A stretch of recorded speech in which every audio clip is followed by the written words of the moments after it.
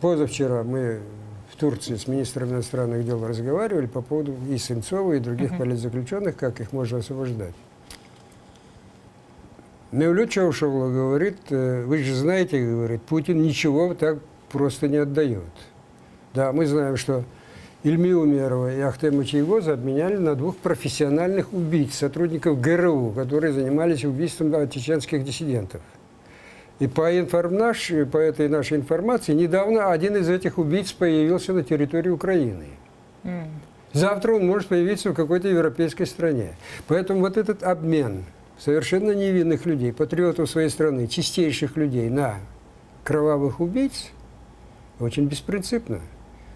Поэтому говорить о том, что... Но я все равно сказал, я говорю, может быть, у вас в заначке есть еще эти бандиты, может быть, обменяем все-таки на наших патриотов? Ну, сказал, что сказала турецкая сторона? Подумаем, сказал. Если я точной информации не имею, сколько у нас есть. То есть не исключен обмен того же Олега Сенцова, Александра Кольченко, как и обмен Ильмия Умерова и Ахтема Чайгоза? Это не исключается. Но в любом случае, я думаю, можно добиваться этого. Потому что жизнь этих людей для нас представляет большую ценность.